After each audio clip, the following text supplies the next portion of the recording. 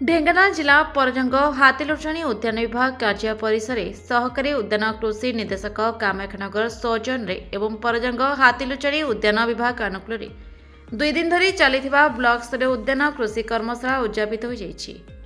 ସହକାରୀ ଉଦ୍ୟାନ ବିଭାଗର ଅଧିକାରୀ ଅମୟ କୁମାର ସ୍ୱାଇଁଙ୍କ ଅଧ୍ୟକ୍ଷତାରେ ଆୟୋଜିତ କର୍ମଶାଳାରେ ବ୍ଲକ ଉପାଧ୍ୟକ୍ଷ ଯଶସ୍ୱିନୀ ରାଉତ ମୁଖ୍ୟ ଅତିଥି ଭାବେ ଯୋଗ ଦେଇଥିଲେ।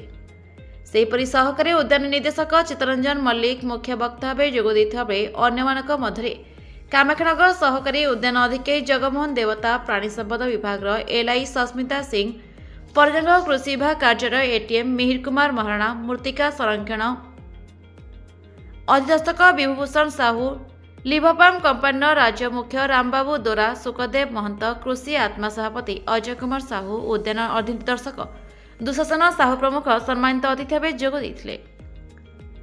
କେନ୍ଦ୍ର ଏବଂ ରାଜ୍ୟ ସରକାର କୃଷି ଓ କୃଷକମାନଙ୍କୁ ବିଭିନ୍ନ କିସମର ସାମଗ୍ରୀ ସୁଲଭ ମୂଲ୍ୟରେ ଯୋଗାଇ ଦେଇ ଏଥିରେ ଚାଷୀ କିପରି ଚାଷ କାର୍ଯ୍ୟରେ ନିୟୋଜିତ ହୋଇ ସ୍ୱାବଲମ୍ବୀ ହୋଇପାରିବ ସେଥିପାଇଁ ସରକାର ପ୍ରୟାସ ଜାରି ରଖିଛନ୍ତି। ଚାଷୀ ଖରିଫ ଏବଂ ରବି ଜାତୀୟ ଫସଲ ସାଙ୍ଗକୁ ଖୁବ୍ କମ୍ ପରିଶ୍ରମରେ ତେଲତଳ ଚାଷ କରି ଅଧିକ ରୋଜଗାରକ୍ଷମ ଏବଂ ସ୍ୱାବଲମ୍ବୀ ହୋଇପାରିବ ଚାଷୀମାନଙ୍କୁ ଅଧିକାରୀମାନେ ନିଜ ନିଜର ବକ୍ତବ୍ୟ ମାଧ୍ୟମରେ ଦିଗ୍ଦର୍ଶନ ଦେଇଥିଲେ। ଜାତୀୟ ତେଲତଳ ଚାଷ ଯୋଜନାରେ ଚାଷୀ ଅଧିକରୁ ଅଧିକ ଅନ୍ତର୍ଭୁକ୍ତ ହେବା ପାଇଁ ଅଧିକାରୀମାନେ ବିଭିନ୍ନ ପନ୍ଥା ଅବଲମ୍ବନ କରିବାକୁ ପରାମର୍ଶ ଦେଇଥିଲେ। ତେଲତଳ ଚାଷ ପାଇଁ ଜମିର ପରିମାଣ, ଦୂରତା, ଗଛ ଲଗାଇବାର ପ୍ରଣାଳୀ ଏବଂ ସରକାରୀ ଅନୁଦାନ ପର୍ଯ୍ୟାୟକ୍ରମେ ଯୋଗାଇ ଦେବା ଉପରେ ଉଦ୍ୟାନ ନିର୍ଦ୍ଦେଶକ ଶ୍ରୀ ମଲ୍ଲିକ ଚାଷୀମାନଙ୍କ ଉଦ୍ଦେଶ୍ୟରେ ବକ୍ତବ୍ୟ ରଖିଥିଲେ। ଖୁବ୍ କମ୍ ପରିଶ୍ରମରେ ତେଲତଳ ଚାଷ କରି ଅଧିକ ଅର୍ଥ ଉପାର୍ଜନ କରିପାରିବେ, ଏହା ଏକ ପନ୍ଥା ବୋଲି ଚାଷୀମାନଙ୍କୁ ଉଦ୍ୟାନ ବିଭାଗ ଅଧିକାରୀ ଅମୟ କୁମାର ସ୍ୱାଇଁ ଅବଗତ କରିଥିଲେ। ପରିଶେଷରେ ଚାଷ କାର୍ଯ୍ୟରେ ନିୟୋଜିତ ହୋଇ ସଫଳ ହୋଇଥିବା ପାଟ୍ରପଦା ପଞ୍ଚାୟତର କ୍ଷୀରୋଦ ବିଶ୍ୱାଳ ଏବଂ ଲୋଧଣୀ ପଞ୍ଚାୟତର ଅଞ୍ଜଳି ବିଶ୍ୱାଳଙ୍କୁ ଚିହ୍ନଟ କରାଯାଇ ମଞ୍ଚାସୀନ ଅତିଥି ସମ୍ମାନିତ କରିଥିଲେ।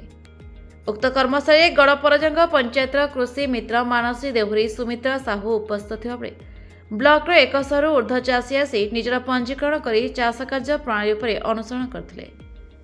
ପରିଶେଷରେ ଉଦ୍ୟାନ ଅଧିକାରୀ ଅମୟ କୁମାର ସ୍ୱାଇଁ ଧନ୍ୟବାଦ ଅର୍ପଣ କରି କର୍ମଶାଳା ଶିବିରକୁ ଉଦ୍ଯାପିତ କରିଥିଲେ। ଢେଙ୍କାନାଳ ଜିଲ୍ଲା ପରଜଙ୍ଗ ବ୍ଲକରୁ ନିର୍ମଳ ଗଣ୍ଡାଙ୍କ ରିପୋର୍ଟ, ନା ଓଡ଼ିଶା ନ୍ୟୁଜ୍।